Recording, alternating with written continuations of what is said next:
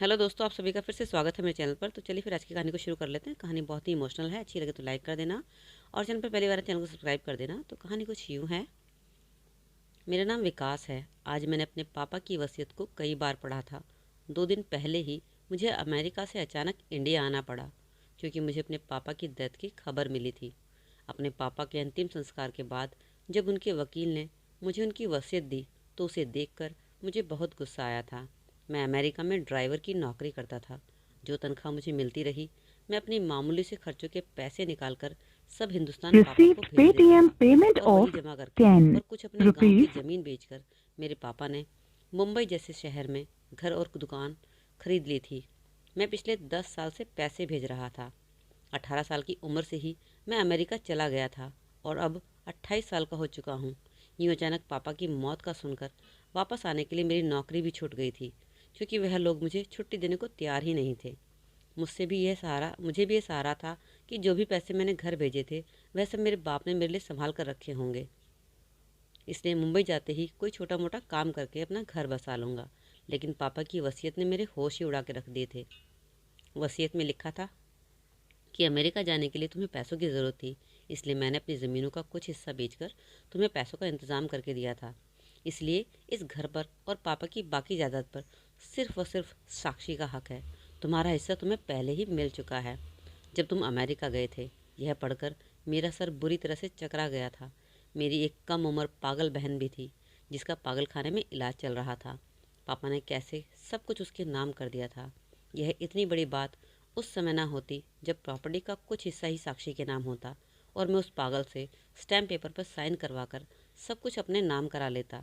लेकिन पापा की बेवकूफ़ी और खुदगर्जी की हद न थी। साथ में यह भी लिखा था कि पापा की सारी जायदाद वही ले सकता है जो साक्षी से शादी करेगा और उसे तलाक नहीं देगा, ना ही कभी दूसरी शादी करेगा। मतलब मेरी सालों की मेहनत मेरे बाप ने कुएं में डाल दी थी।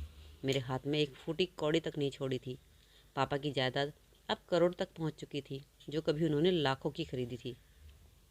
पापा की वसीयत पढ़कर मेरा गुस्से से बुरा हाल था। भला इस तरह की वसीयत का क्या मकसद था? पापा किसी गैर को कैसे अपनी जायदाद दे सकते थे? और अगर मैं साक्षी की शादी किसी से करवा भी देता, तब भी मेरे हाथ तो कुछ भी नहीं आना था, क्योंकि मुझे तो अपने ही बाप के घर में रहने की इजाज़त नहीं थी। इस घर में वही रह सकता था जिसकी शादी साक्षी से होती। यह अजीबोगरीब वसीयत के साथ एक लेटर भी था, जो पापा ने मेरे नाम लिखकर छोड़ा था। लेकिन मुझे पापा पर इस कदर गुस्सा था, मैंने सब कुछ एक दराज में फेंक दिया। पापा का लिखा हुआ आखिरी खत मुझे पढ़ने का मन ही नहीं हुआ। मुझे पता था ज़रूर मुझसे विनती की गई होगी कि साक्षी पागल है, उसे प्रॉपर्टी की ज़रूरत है। प्रॉपर्टी के लालच में कोई उससे शादी कर लेगा और उसे ज़िंदगी भर संभालता रहेगा। तुम मर्द हो, तुम अपना इंतज़ाम खुद कर लेना। इसी तरह की बातें पापा ने खत में लिखी होंगी और मेरा दिल बिल्कुल भी खत पढ़ने को नहीं हुआ। इसलिए मैंने वह खत दराज में डालकर बंद कर दिया। दूसरे दिन वह वकील मेरे पास आया और कहने लगा, आपको यह घर खाली करना पड़ेगा। आप इस घर में और सिर्फ अपनी बहन की मौजूदगी और उसकी रजामंदी से ही रह सकते हैं। मैंने गुस्से और हैरत से कहा कि वह पागल है, उसके अंदर इतनी समझ नहीं है कि यह मेरे बाप का घर है। मेरी बात सुनकर वकील कहने लगा कि वसीयत भी तो आपके बाप ने ही बनाई हुई है। आपके पास आज शाम तक का समय है। या तो आप साक्षी को वापस इस घर में लेकर आओ, या फिर मैं शाम को आपको इस घर से निकाल कर घर को ताला लगा दूंगा। वकील यह कहकर वहाँ से चला गया और मेरा मन कर रहा था कि मैं अपना सर दीवार में दे मारूं। साक्षी 20 साल की थी, लेकिन इसकी अकल 10 से 12 साल के बच्चे की थी। फिर गुस्से में उसे चीज़ उठा उठाकर मारने की भी आदत थी। मैं कैसे उसे घर लेकर आ सकता था? वह तो मेरे पीछे से मोहल्ले के बच्चों का जीना दुश्वार कर देती। मैं अंदर ही अंदर बहुत ज़्यादा परेशान हो चुका था, लेकिन मेरे बाप ने मेरे पास कोई दूसरा रास्ता ही नहीं छोड़ा था। मैं दोपहर को ही साक्षी को लेने मेंटल हॉस्पिटल पहुंच गया था और डॉक्टर से कहा कि मैं साक्षी का भाई हूँ और उसे वापस ले जाने के लिए आया हूँ। डॉक्टर पहले तो राज़ी नहीं हो रहा था। कहने लगा, साक्षी के पिताजी ने उसे यहाँ एडमिट कराया है, हम उनकी रजामंदी के बगैर उसे आपके साथ नहीं भेज सकते। मैंने डॉक्टर से कहा कि मैं साक्षी का भाई हूँ और मेरे पापा की डेथ हो चुकी है, इसलिए अब इसकी देखभाल करने की जिम्मेदारी मेरी है। मेरी बात सुनकर भी पता नहीं क्यों डॉक्टर साक्षी को मेरे साथ भेजने के लिए बिल्कुल भी राजी नहीं हो रहा था। और जब मैंने डॉक्टर को धमकी दी कि तुम मुझे मेरी बहन को यहाँ से ले जाने से नहीं रोक सकते, मैं तुम्हारी कंप्लेंट करूँगा, तब डॉक्टर थोड़ा लाइन पर आया और साक्षी को मेरे साथ भेजने पर राजी हुआ। डॉक्टर ने मुझसे कुछ कागजात साइन करवाए और नर्स से कहा कि साक्षी को लेकर आओ। कुछ देर बाद एक जवान और बेहद खूबसूरत लड़की हाथ में एक गुड़िया लिए लंबे खुले बालों के साथ खड़ी मुझे टुकुर टुकुर देख रही थी। मैं 10 साल बाद उसे देख रहा था और किसी भी एंगल से नहीं लग रही थी कि यह पागल है।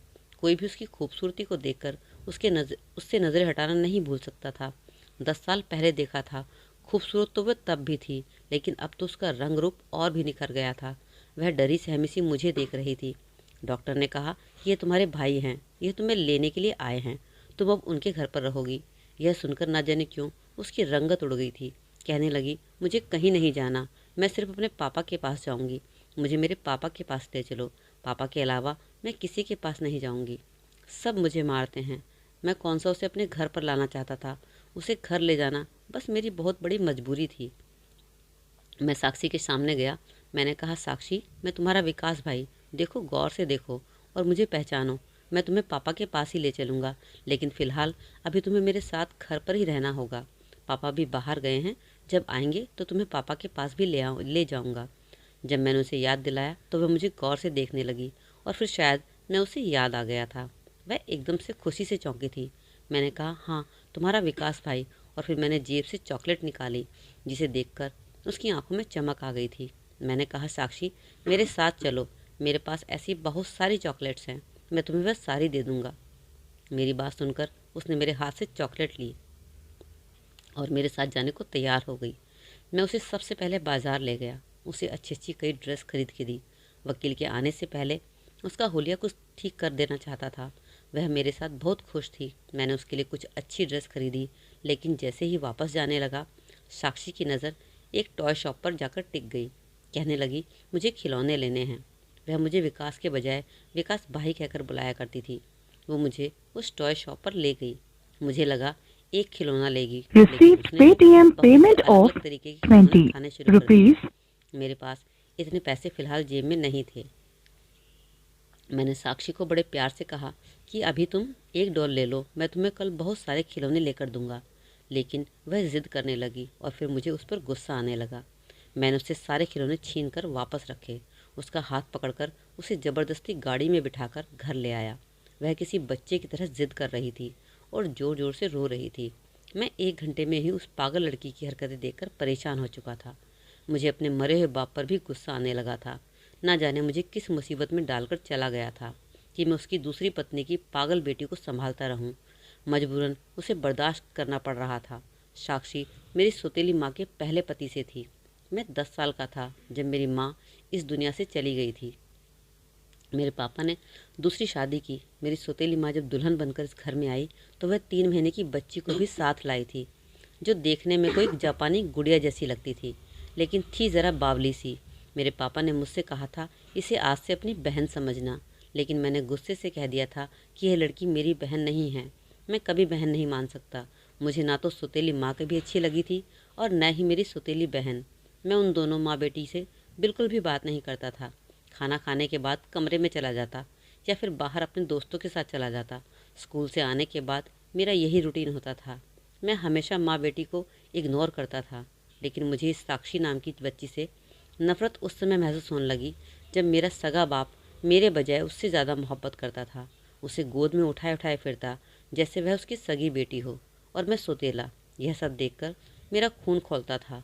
जब मैं अपने पापा को पागल लड़की से प्यार करते देखता तो मुझे ना जाने क्यों उससे चिढ़ हो गई थी। एक बार जब मैं छोटा था तो अपने खिलौने से खेल रहा था। जब वह मेरे खिलौने लेने की ज़िद करने लगी, मैंने कहा, खबरदार जो मेरे खिलौने को हाथ लगाया तो। लेकिन वह ज़ोर ज़ोर से रोने लगी और ज़िद करने लगी। मैंने उसके मुंह पर ज़ोर से थप्पड़ मार दिया। मेरा थप्पड़ इतना ज़ोरदार था कि वह दूर जाकर गिरी थी। इस वक्त मेरे पापा घर में दाखिल हुए थे। यह देखकर मेरी सौतेली माँ भी मुझे घूरने लगी और पापा ने मुझे बहुत ज़ोर का थप्पड़ मारा। तुम्हारी हिम्मत कैसे हुई मासूम सी बच्ची पर हाथ उठाने की। बस उसके बाद मुझे साक्षी से नफ़रत सी होने लगी थी। जैसे जैसे समय गुजरता गया, मेरी नफ़रत भी उस पागल लड़की के लिए बढ़ती रही। फिर मैंने 18 साल की उम्र में ही अपनी पढ़ाई को बाय बाय कहा और पापा से ज़िद करने लगा कि मुझे अमेरिका जाना है। वहाँ मेरा एक दोस्त अपने बाप के साथ गया था। मैं भी उनके साथ चला गया। कोई डिग्री मेरे पास नहीं थी, इसलिए ड्राइवर की जॉब कर ली। अब 10 साल बाद आया तब भी मेरे बाप ने सगे बेटे की बजाय सब कुछ उस सौतेली बेटी को दे दिया था। वह अब भी मुझसे ज़िद कर रही थी और मुझे उस पर इतना गुस्सा आया कि मैंने उसके मुंह पर खींच के थप्पड़ मार दिया। लेकिन मैं नहीं जानता था यह थप्पड़ मेरे लिए इतनी बड़ी मुसीबत बन जाएगा। वो रोने लगी। घर आकर भी उसका रोना कम नहीं हो रहा था। शाम हो चुकी थी। वकील किसी भी समय घर पहुंच सकता था। फिर मैंने सोचा क्यों इस मुसीबत को थप्पड़ मार दिया। मैं फिर साक्षी के पास गया। मैंने कहा, साक्षी देखो, मैं तुम्हें कल बहुत सारे खिलौने ला कर दूंगा, अभी तुम चुप हो जाओ। लेकिन वह किसी छोटे बच्चे की तरह रोई जा रही थी। मुझे थप्पड़ मारा है, वह रोते हुए कहने लगी। मैं पापा को बताऊंगी, उन्हें घर आने दो। उस पागल को यह तक नहीं मालूम था कि पापा तो मर चुके हैं। बड़ी मुश्किल से मैंने उसे चुप करवाया। 2-3 चॉकलेट खाकर ही वह चुप हुई थी। फिर मेरे कहने पर उसने मुंह हाथ धोकर अपने कपड़े बदले थे। जब वह चुप होती तो बड़ी अच्छी लगती थी। कोई उसे देखकर पागल समझ ही नहीं सकता था, लेकिन थी तो वह पागल ही। वकील घर पहुंचा तो साक्षी से पूछने लगा कि विकास कैसा है, तुम्हें कुछ कहा तो नहीं। यह सुनकर साक्षी ने मुझे घूरते हुए देखा। मेरी तो जान ही निकल गई थी कि कहीं यह बता ना दे कि मैंने उसे थप्पड़ मारा है। वह कहने लगी, विकास भाई गंदा है। यह सुनकर मेरी जान निकल आई थी। फिर वह कहने लगी, मुझे खिलौने नहीं ला कर देता। वकील कहने लगा, मैं तुम्हारे भाई को पैसे दूंगा तो वह तुम्हें ढेर सारे खिलौने खरीद कर दे देगा। यह कहकर एक चेक मुझे वकील ने दिया था और कहने लगा, तुम्हारे पापा ने जो दुकान खरीदी थी उनका आधा किराया वह साक्षी के इलाज पर खर्च करते थे और आधा उसके फ्यूचर के लिए बैंक में जमा होता था। अब वह घर पर है और तुम उसकी देखभाल करोगे तो यह तुम रखो। साक्षी की शादी के बाद यह चेक भी उसके पति को ही मिलेगा। यह सुनकर मेरी जान में जान आई। मैंने वह चेक उससे ले लिया। 50,000 का चेक था। बिना कमाई मेरा महीना आराम से गुजर सकता था। अगले दिन मैंने साक्षी के लिए बहुत सारे खिलौने ला कर दिए। वह बहुत खुश हुई थी। दिन ऐसे ही गुजर रहे थे और मैं अपना दिमाग चला रहा था कि साक्षी नाम की आफत से कैसे पीछा छुड़ाऊं। मैं ये जानता था कि साक्षी से मेरा पीछा भी छूट जाए और सारी जायदाद भी मुझे मिल जाए। फिर मैंने अपने एक बहुत ही भरोसेमंद दोस्त से बात की। मुझे कोई बेवकूफ़ सा लड़का चाहिए जिससे मैं अपनी बहन की शादी करवा सकूं और फिर उससे सारी जायदाद वापस के अपने नाम करवा सकूं। मेरी बात सुनकर मेरा दोस्त कहने लगा, ऐसा लड़का मिलना तो बहुत मुश्किल है। किसी गरीब लड़की को भी तुम लालच देकर अगर उसकी शादी करवा दोगे, अगर वह सब जान गया कि वह करोड़ों की मालिक है तो वह तुम्हें घर से निकाल देगा। मेरे दोस्त की बात भी ठीक थी। फिर मेरे दोस्त कहने लगा, विकास मेरे पास एक आइडिया है। अगर तू मेरी बात मान ले तो सारी प्रॉपर्टी तेरे नाम आ जाएगी और तुझे बिल्कुल भी हाथ पैर नहीं चलाने पड़ेंगे। बैठे बैठे सारी प्रॉपर्टी तेरे नाम चली जाएगी। मैंने कहा, अच्छा ऐसा कौन सा आइडिया है? और फिर जो कुछ मेरे दोस्त ने मुझसे कहा मेरा खून खोलने के लिए काफ़ी था। गुस्से के मारे मैंने उसका गिरेबान पकड़ लिया। मैंने कहा, तुमने ये सोचा भी कैसे? बहन लगती है वह मेरी और मैं बेगैरत नहीं हूँ। उसने अपना गिरेबान मेरे हाथों से छुड़ाया और कहने लगा, वह तुम्हारी सगी बहन नहीं है। उसका बाप कोई और था और माँ भी कोई और थी और तुम्हारे माँ बाप भी अलग थे। तुम दोनों का कोई भी सगा खून का रिश्ता नहीं बनता है। तुम्हारी शादी उससे हो सकती है और यही एक तरीका है कि तुम सारी जायदाद के मालिक बन सकते हो। यह सुनकर मैं चुपचाप हो गया था। मेरा दोस्त वहाँ से चला गया और मैं सोच में पड़ गया था। लेकिन जब भी साक्षी से शादी के बारे में सोचता मेरा दिल कांपने लगता। कैसे उससे शादी कर सकता था? मुमकिन ही नहीं था। लेकिन यह बात भी ठीक थी कि मैं जिस इंसान से भी साक्षी की शादी करवाता वह करोड़ों की जायदाद देखकर मुझे मेरे ही घर से और मेरे ही बाप की जायदाद से बेदखल कर देता। मुझे लगा फ़िलहाल ये सब करने में ही कोई हर्ज भी नहीं है। मैंने दूसरे दिन अपने दोस्त से कहा, तुम्हारी बात ठीक है। मैंने वकील से बात की। वह मेरे और साक्षी के रिश्ते के बारे में जानता था, इसलिए कहने लगा, ठीक है, लेकिन आपको वसीयत तो याद है ना? आप दूसरी शादी नहीं कर सकते, साक्षी को छोड़ सकते। इस सूरत में आपको सब कुछ मिल जाएगा। यह वह कांटा था जो मेरे हलक में जाकर अटक गया था। मैं तो भूल ही गया था मेरे बाप ने मेरे लिए कौन कौन से कांटे बिछा रखे थे। फ़िलहाल मुझे साक्षी से शादी करनी थी ताकि मुझे एक अच्छी खासी रकम मिलती और मैं अपना बिजनेस शुरू करता। एक बार मेरा कारोबार जम जाता तो फिर कोई समस्या नहीं थी। मैं साक्षी को छोड़ भी देता तो क्या फ़र्क पड़ता। मैंने साक्षी से शादी कर ली। उस पागल को तो शादी के बारे में कुछ पता भी नहीं था। वह बस अपने खिलौनों में ही मगन थी। शादी के बाद मैंने वकील से एक अच्छी खासी रकम की डिमांड रखी जो जो कि मुझे मिल भी गई थी और फिर मैंने उन पैसों से अपनी एक छोटी सी गारमेंट की फैक्ट्री डाली और काम करना शुरू कर दिया। लेकिन असल समस्या तो साक्षी की थी। कोई भी नौकरानी मेरे घर दिन रात रुकने को तैयार ही नहीं थी। वह कहती, यह पागल लड़की है और जो चीज़ उसके हाथ में होती है उसी से मारने लगती है। यह तो किसी दिन हमें मार डालेगी। मैं दिन में नौकरानी से घर का काम करवा कर खाना बनाता था और उसके जाने के बाद घर से ताला लगाकर चला जाता। मुझे इस बात से कोई फ़र्क नहीं पड़ता था कि साक्षी अंदर अकेली कैसे रहेगी। मुझे तो इस बात का भी एहसास नहीं था कि वह पागल है, खुद को नुकसान भी पहुंचा सकती है। जब वापस घर लौटता तो पूरा घर बिखरा होता। साक्षी कुछ खाना खाती, बाकी सब फर्श पर गिरा हुआ मिलता और वह खिलौने से खेल रही होती। मुझे देखकर मेरे पास आ जाती, विकास भाई मेरा चॉकलेट दे दो। मैं जेब से एक चॉकलेट निकाल कर उसे दे देता। घर की बिखरी हालत देखकर मुझे साक्षी पर गुस्सा आने लगा था। मैं अब उसे डांटने लगा था। मैं थका हारा घर पहुंचता था और घर का हाल देखकर मेरा जी चाहता था कि साक्षी का गला दबा दूं। एक बार तो हद ही हो गई। जब मैं घर में दाखिल हुआ तो गैस की स्मेल से मेरी नाक टकराई थी और मुझे समझते देर नहीं लगी कि साक्षी ने गैस सिलेंडर खोल दिया है। मैंने जल्दी जल्दी घर के सारे खिड़की दरवाजे खोल दिए थे और साक्षी को किचन से खींचकर बाहर सोफे पर बिठाया और एक ज़ोरदार थप्पड़ उसके गाल पर रख दिया था कि मेरी उंगली में पहनी अंगूठी उसके गाल पर लगी थी और उसके गाल से खून बहने लगा था। कुछ पल के लिए तो वह कुछ बोल ही नहीं पाई थी और फिर थोड़ी देर बाद उसने रोना शुरू कर दिया था। काफ़ी देर के बाद घर से गैस की स्मेल आना बंद हुई थी। फिर भी मैंने उसके सोफे से उठने नहीं दिया था और उससे बार बार सवाल कर रहा था, फिर तुमने सिलेंडर खोला क्यों? वह रोते हुए बताने लगी, मुझे भूख लगी थी और सारा खाना गिर गया था। मैं खुद से खाना बनाने किचन में गई थी, लेकिन मुझे गैस चलाना नहीं आ रहा था। उस दिन मुझे एहसास हुआ कि साक्षी को घर पर अकेला छोड़ना कितना खतरनाक हो सकता है, लेकिन मैं कर भी क्या सकता था। उस दिन के बाद मैंने एक काम करना शुरू कर दिया था कि बीच बीच में मैं घर एक दो चक्कर लगा लेता, लेकिन साक्षी को बंद करके जाना मेरी मजबूरी थी। एक रात मैं गहरी नींद में सो रहा था जब बादलों की ज़ोरदार आवाज़ पर मेरी आंख खुली थी। बाहर बारिश के शोर से मुझे एहसास हुआ बाहर बहुत तेज़ बारिश हो रही है। इस समय मेरे कमरे का दरवाज़ा यूं खटका मानो भूचाल आया हो। मैंने जल्दी से उठकर दरवाज़ा खोला। साक्षी बाहर सामने बदहवास खड़ी थी। चेहरे की रंगत उड़ी हुई थी, बहुत ज़्यादा डरी हुई थी लग रही थी। मुझे देखते ही मेरे गले लग गई। मैं तो एकदम से जम सा गया था।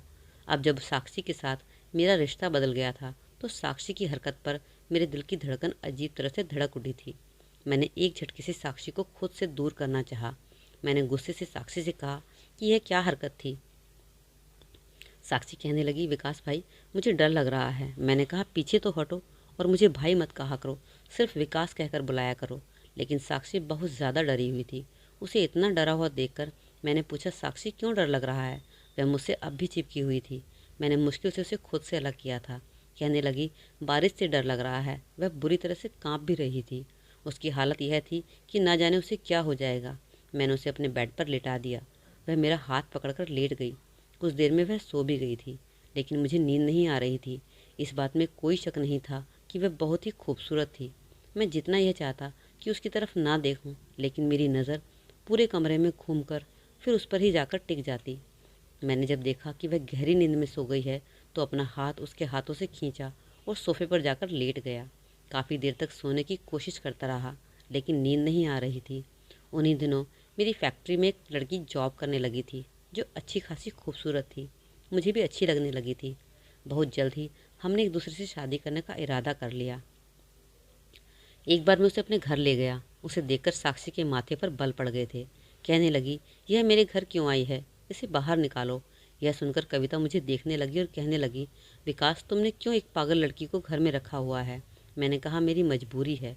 और फिर मैंने कविता से कुछ नहीं छुपाया, सब कुछ उसे बता दिया।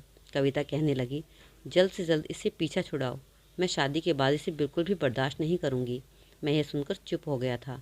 मैं कविता को पसंद करने लगा था, इसलिए मेरी कोशिश थी कि जल्द से जल्द मेरा काम जम जाए तो मैं साक्षी से पीछा छुड़ा लूँ। फिर मुझे कविता ने एक सलाह दी कि मैं साक्षी को जहर देना शुरू कर दूँ। इस पागल लड़की की भी कोई ज़िंदगी है क्या? इसका तो मर जाना ही अच्छा है। इस तरह से मेरी ज़िंदगी में मुश्किलें कम हो सकती थी और स्लो पॉइजन से किसी को भी मुझ पर शक भी नहीं होगा। मुझे कविता का यह मशवरा अच्छा लगा। मैंने ऐसे ही दवा साक्षी के खाने में मिलाकर उसे देने लगा। कभी उसे वह पाउडर आइसक्रीम में डालकर देता और कभी खाने में मिलाकर दे देता। मैं भी यही चाहता था कि वह मर जाए। खैर, समय यूं ही गुजरने लगा। एक बार जब मैं घर आया, मुझे साक्षी की सिसकियों की आवाज़ आ रही थी। लेकिन मुझे वह कहीं भी नज़र नहीं आ रही थी। मैंने उसे पुकारा, लेकिन वह सामने नहीं आई। वह शायद अपने कमरे में थी। मैंने जब उसके कमरे का दरवाज़ा खोला और मैं अंदर दाखिल हुआ तो मेरी जान ही निकल गई थी। वह कोने में डरी सहमी सी आवाज़ अजीब सी हाल में बैठी थी। मुझे देखकर शर्मा गई थी। उसके कपड़े बुरी तरह फटे हुए थे। उसके कमरे का सामान बिखरा हुआ था। उसके बाल भी बिखरे हुए थे। उसका हुलिया और उसकी हालत को देखकर मुझे समझने में देर नहीं लगी कि कोई उसकी इज्जत को तार तार कर गया है। वह मुझे देखकर डर रही थी। कहने लगी, जाओ यहाँ से, मुझे मत मारो, मैं पापा को बताऊंगी, तुमने मुझे बहुत मारा है। यह कहकर वह रोने लगी। पहली बार मुझे उसकी हालत देखकर दुख हुआ था। ऐसा लगा जैसे किसी ने मेरे दिल को मुट्ठी में जकड़ लिया हो। पता नहीं क्यों उसकी हालत का जिम्मेदार मैं खुद को ठहराने लगा। मैंने उसके ऊपर बेड पर पड़ी चादर डाल दी, फिर उसके पास आकर बैठ गया। मैंने कहा, मेरे पीछे से कोई आया था क्या साक्षी? कौन आया था बताओ साक्षी, मुझे बताओ वह आदमी कौन था? मैं उसका खून पी जाऊंगा जिसने उस मासूम सी लड़की के साथ यह जुल्म किया था। वह बहुत डरी हुई थी, कभी ना में सिर हिलाती तो कभी हाँ में। मैंने कहा, मुझे बताओ, मैं उसे मारूंगा। फिर वह दोबारा रोने लगी। कहने लगी, मेरे पापा को बुला दो, मुझे मेरे पापा के पास जाना है। मैंने कहा, तुम बताओ कौन आया था, मैं पापा को ले आऊँगा। वह घर में अकेली होती थी। यह बात सारे मोहल्ले वाले जानते थे। यकीनन जो कोई भी था इसी मोहल्ले से था। साक्षी कहने लगी, वह जो दूध लेकर सुबह आता है वह आया था। विकास भाई, उसने मुझे बहुत मारा। यह देखो मेरे कपड़े, यह कहकर अपने फटे बाजू दिखाने लगी। उसका चेहरा, उसकी बाजू सब जख्मी थे। पहली बार मुझे उस पर तरस आया था। मैंने प्यार से उसके बालों को सहलाया, उसके जख्मों पर दवाई लगाई, साक्षी को अपने गले से लगाया। शायद उसे इसी चीज़ की ज़रूरत थी। मैंने उसे एक सुरक्षा का एहसास दिलाया। तब बच्चों की तरह रोने लगी। विकास भाई, जब पापा थे तो मुझे कोई नहीं कहता था। मम्मी मरने के बाद भी मुझे रोना नहीं आया था, क्योंकि पापा मेरे पास थे। लेकिन फिर पापा बीमार रहने लगे, इसलिए मुझे डॉक्टर के घर छोड़ गए। विकास भाई, डॉक्टर अच्छे नहीं होते। वह लोग भी मुझे मारते थे, जैसे दूध वाले ने मारा है। वह डॉक्टर मेरे दोनों हाथ पीछे को बांध देते थे, मेरे मुंह में भारी कपड़ा घुसाते थे ताकि मैं चीख ना सकूं, और फिर मुझसे वह गले लगी और रो रही थी। यह सुनकर मेरा दिल ऐसा था जिसे धड़कना भूल गया था।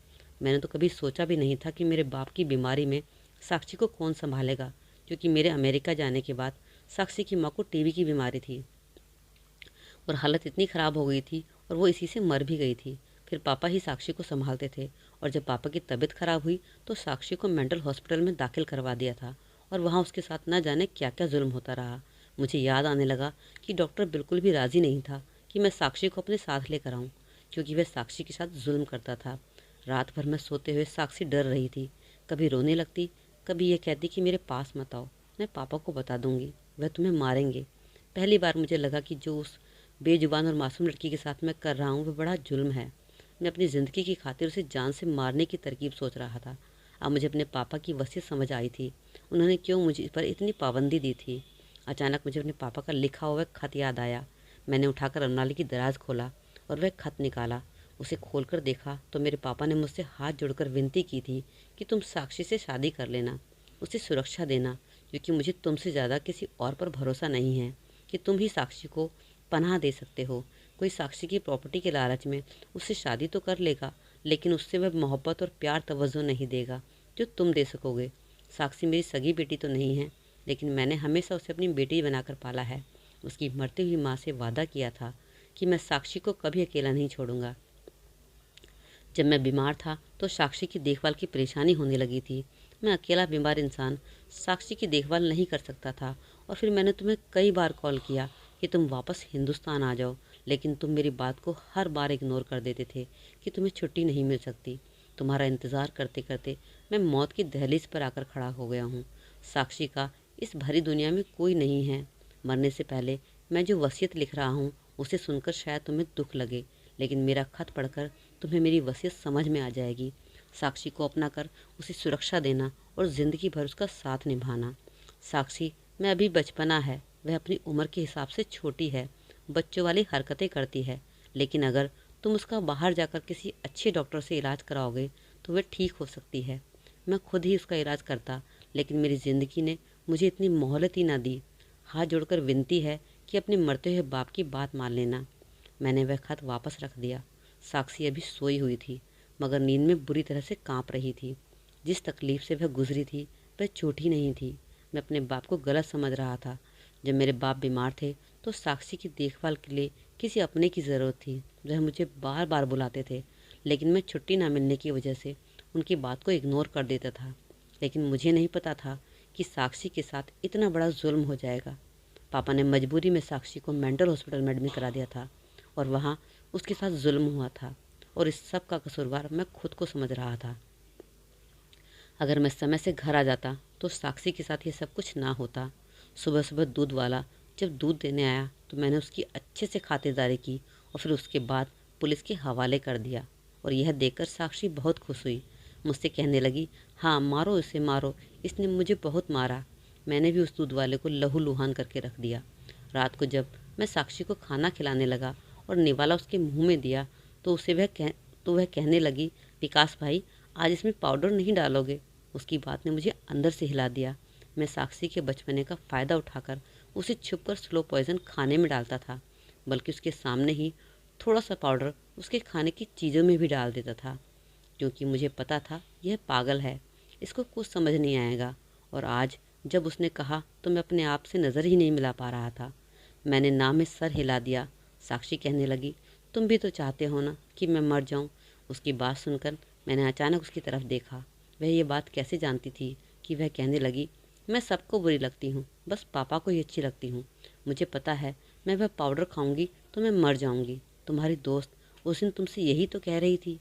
शायद वह मेरी और कविता की बातें सुनकर सब कुछ जान चुकी थी कि मैं उसे खाने में जहर दे रहा हूँ, तो फिर वह क्यों जहर खा रही थी। उसकी मासूमियत पर मेरा दिल रो उठा था। फिर कहने लगी, तुम मुझे जहर मत दो, अपने दोस्त को अपनी दुल्हन बना लो, मुझे बस मेरे पापा के पास छोड़ दो, मुझे पापा के पास जाना है। मैंने साक्षी की बातों का कोई जवाब नहीं दिया, बस उसे खाना खिलाता रहा। दूसरे दिन कविता से कह दिया कि मैं तुमसे शादी नहीं कर सकता। मैंने कहकर फ़ोन बंद कर दिया था। मुझे साक्षी का इलाज करवाना था और मैंने नोट किया कि वह प्यार से हर बात मान जाती थी। मेरा ज़रा सा प्यार पाकर वह पहले से बहुत अच्छी हो गई थी। घर को और भी साफ़ सुथरा रखने लगी थी। मेरे बहुत से छोटे मोटे काम भी कर देती थी। जहाँ दवा असर ना करे वहाँ प्यार का असर जाता है। मेरी मोहब्बत का ही असर था कि साक्षी पहले से अच्छी होने लगी थी। मैंने अपना कारोबार अपने मैनेजर के हवाले किया और साक्षी को लेकर अमेरिका चला आया।